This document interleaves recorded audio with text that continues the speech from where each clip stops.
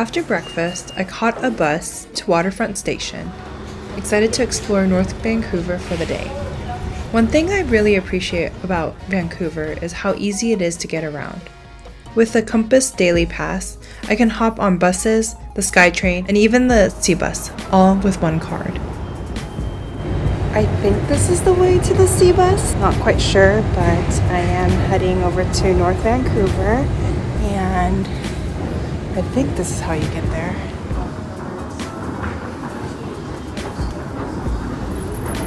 Oh, it's that station.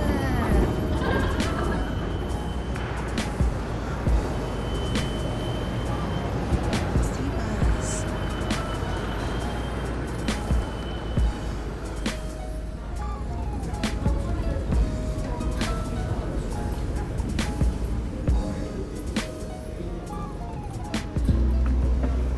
As I made my way down the escalators to the SeaBus, I realized how unique this mode of transportation is.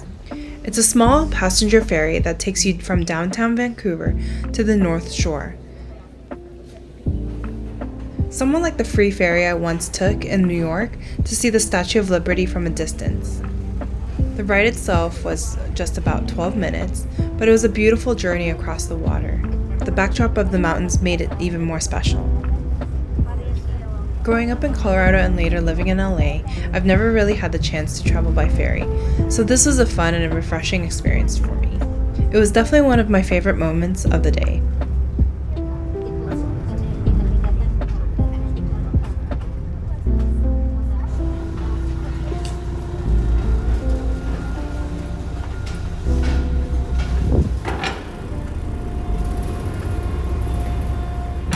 Arrived to North Vancouver by SeaBus. It's a bus that they transport you by boat. It was a part of my all-day pass, and so it was fairly reasonable. I specifically came here because I wanted to come to the Shipyards. I saw that they have a ice skating rink for the winter time as well as a Christmas market, and I think it's like a food hall slash a venue that has a ton of restaurants and goodies around there, so I wanted to go ahead and check that out today before I have to head back to my hotel later today.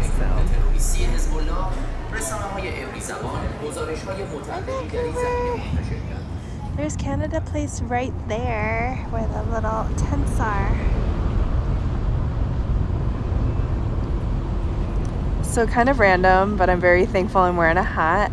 Since we're next to the seaside, some of the birds have been pooping everywhere, and I heard this like sound, thinking like something just fell from the sky, and sure enough it was bird poop. So it's like right next to me. Could have been a disaster. I'm glad that I was able to come during the wintertime to check out the little Christmas market they had at the Wallace Shipyards. With these cute wooden stalls selling various local Canadian-made goods, and from a distance I could hear the bagpipes where a group of men were marching to the tune of the Celtic music, which was an unexpected delight. Oh my god, the kettle corn smells so good. As I continued to walk around, I could see downtown Vancouver across the waters.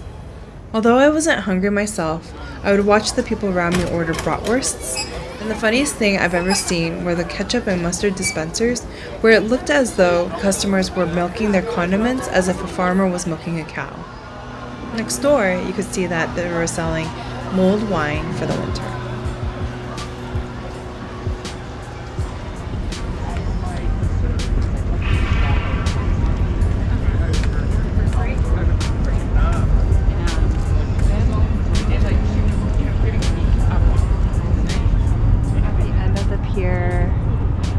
The North Vancouver Island, and I feel like it's kind of like a symbolism of me and my trip coming to an end, and it's been a wonderful week this week.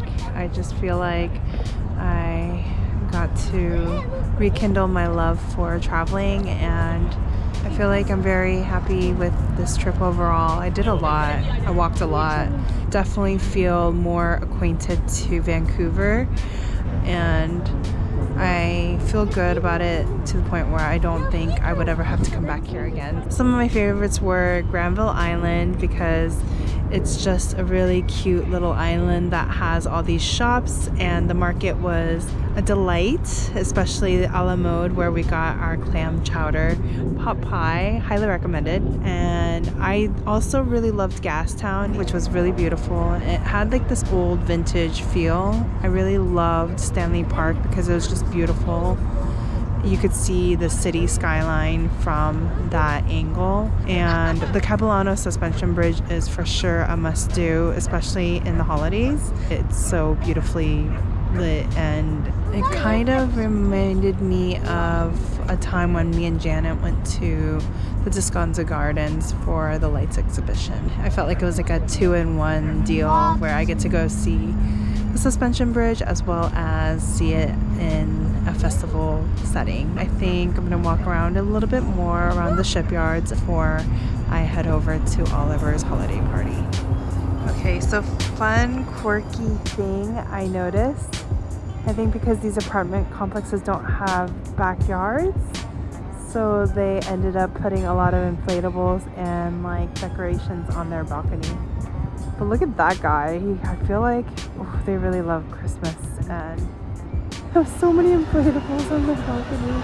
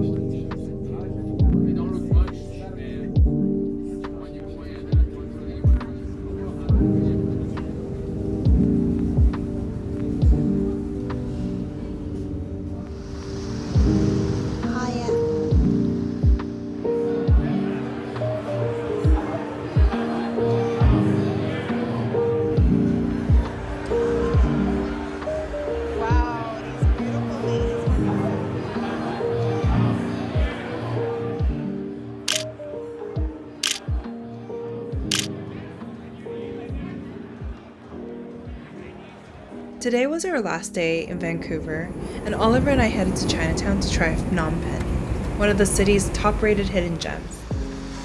But you know, I feel like Chinatowns are not very impressive. I would not be proud to say this is my all-time favorite restaurant. Oh, here it is. He said, didn't he say...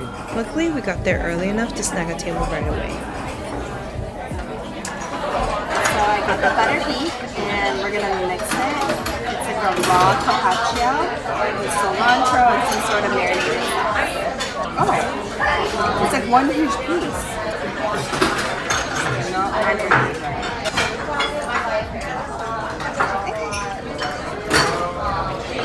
Taste it.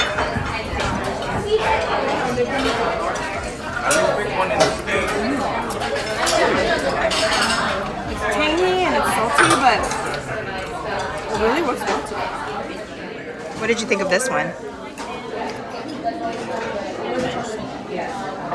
Is it good or no? Or is it too tangy for you? We also ordered the famous chicken wings and the beef lak lak with egg on rice. Both simple, authentic dishes that completely lived up to the hype.